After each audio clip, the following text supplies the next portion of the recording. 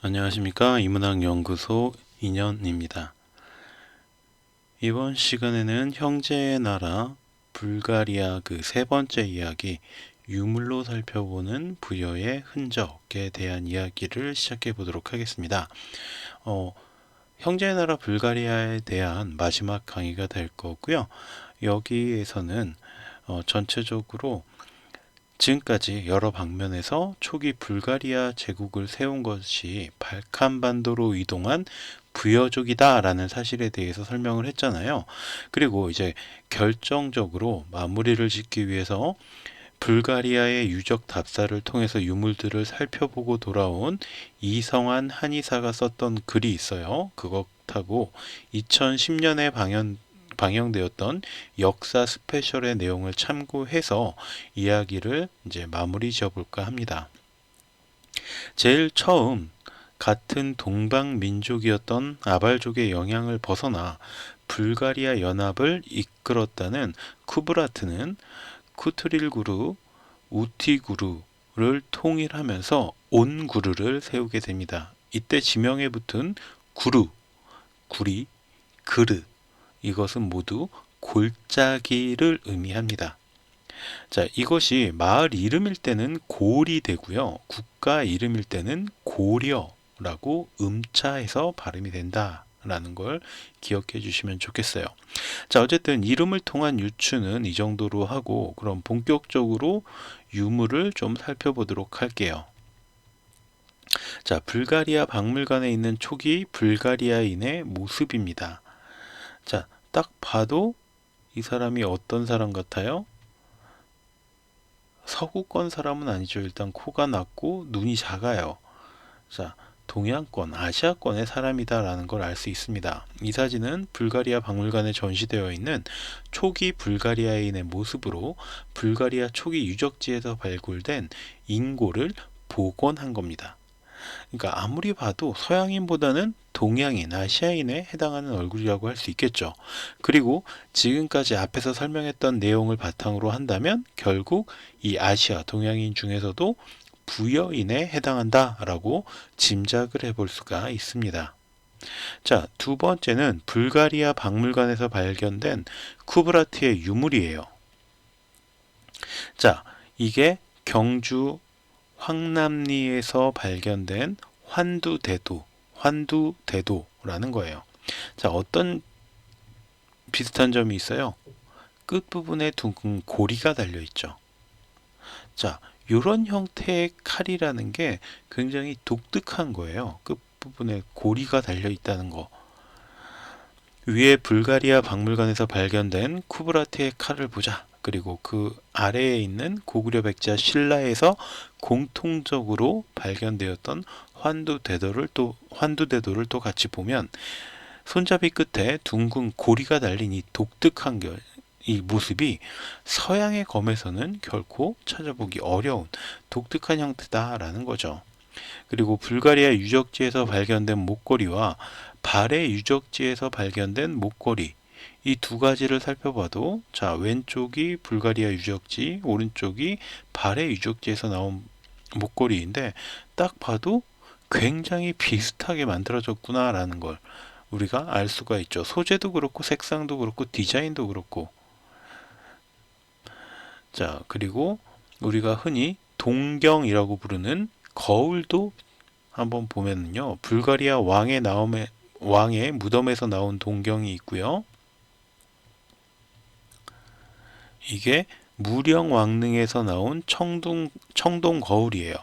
자, 이 청동 거울 위에 있는 것보다는 아래에 왼쪽에 있는 거, 그 다음에 이 불가리아 왕의 무덤에서 나온 동경, 이게 굉장히 비슷한 형태를 띠고 있다라는 걸 우리가 알 수가 있겠죠. 둥근 테두리가 있고요. 그 안에도 테두리가 있으면서 볼록 튀어나온 부분이 있고 거기에 어떤 무늬들이 둘러싸고 있는 형태. 이게 굉장히 비슷한 형태라는 걸 우리가 눈으로도 확인할 수가 있습니다. 그래서 불가리아 왕의 무덤에서 나온 동경과 무령왕릉에서 발견된 동경, 어느 쪽이 무령왕릉에서 나온 동경인지 헷갈릴 정도로 굉장히 비슷합니다. 자, 이것도 마찬가지인데요. 좌측 상단에 요게 상단에 작은 네모칸에 있는 게 불가리아에서 등장한 허리띠고요. 그 다음에 아래에 좀 크게 있는 사각형에 있는 게 발해에서 발견된 허리띠의 모습입니다.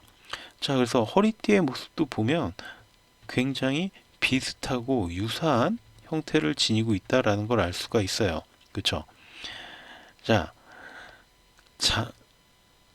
물론 발해 쪽의 허리띠가 조금 더 뭔가 좀 복잡한 문양도 많이 들어가고 발전된 형태라는 것을 우리가 알 수가 있는데, 부여에 비해서 발해가 조금 더 늦게 건국된 나라잖아요.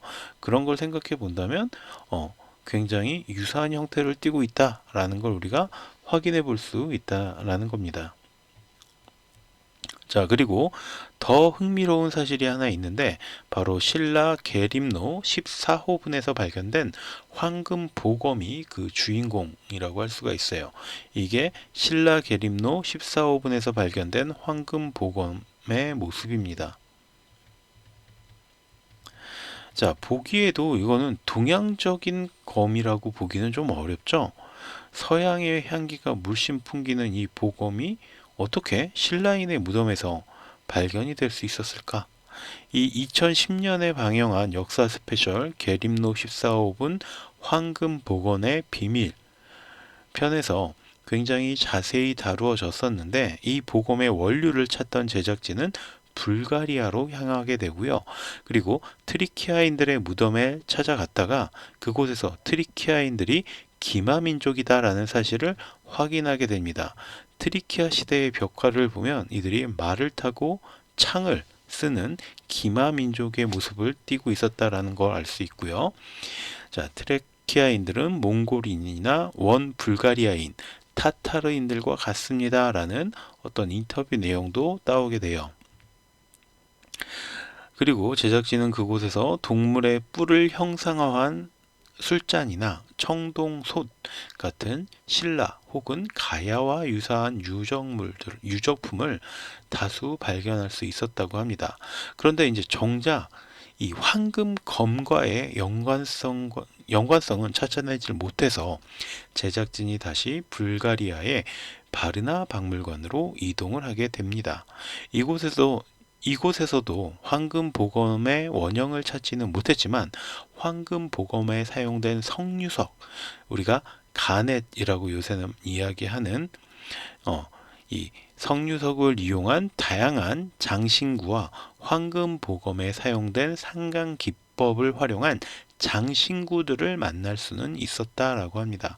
자, 여기 보면 성유석, 가넷 을 집어넣은 장신구의 모습을 우리가 확인해 볼 수가 있는데, 자, 다시 잠깐 위로 올라가서 이 황금 보검에 들어있는 이 여러 가지 무늬들, 가넷이 들어가 있는 무늬들, 이런 것들과의 연관성을 우리가 찾아볼 수 있다라는 거죠. 그리고 흑해의 로만 글라스와 신라에서 발견된 로만 글라스의 유사성도 확인할 수가 있었어요. 그래서 흑해에서 발견된 로만 글라스, 그다음에 신라에서 발견된 로만 글라스, 굉장히 비슷한 형태를 띠고 있다라는 거죠. 결국 발칸 반도로 이동한 부여족은 불가리아를 세운 뒤에도 어떤 식으로든 간에 고구려, 백제, 신라 등과 끊임없는 교류를 주고받았구나라는 걸 우리가 짐작해 볼 수 있는 내용이죠. 다양한 역사적 사료를 통해서 우리는 불가리아가 우리와 형제의 나라다라는 사실을 확인할 수 있습니다. 물론 현재 슬라브족 중심의 불가리아가 아닌 그 이전에 부여족 중심의 어떤 제1불가리아 제국, 이맘때를 이야기하는 게 더 정확한 표현이 되겠지만, 어쨌든 신라가 중국의 힘을 빌어서 삼국을 통일하고 반도 북쪽의 소유권을 잃어버리고 중국에 대한 사대주의에 심취한 조선이 스스로의 역사를 부정하고 일제강점기 아래서 36년 동안 우리 민족의 역사를 빼앗기면서, 우리는 어쩌면 우리가 지니고 있던 어떤 역사의 상당 부분을 스스로 버렸다거나 혹은 강제로 빼앗긴 것은 아닐까라는 생각을 해보게 됩니다. 대륙을 횡단하여 새로운 대륙에 닿았음에도 부여라는 이름을 지키려고 했던 조상들은 지금 우리 후손들의 모습을 보면서 어떤 상념에 잠길지 깊이 고민해 봐야 되지 않을까라고 생각합니다. 이역만리, 정말로 타국의 먼 낯선 지방에 가서도 스스로가 부여족이고 부여인이다라는 어떤 자부심을 갖고 살았던 그분들에게 지금 우리의 모습이 어떨지 한 번쯤은 생각해보는 시간이 되기를 바라면서 오늘 강의는 마치도록 하겠습니다. 긴 시간 동안 들어주셔서 감사하고요. 오늘 강의가 도움이 되셨다면 구독과 좋아요도 부탁드리겠습니다. 감사합니다.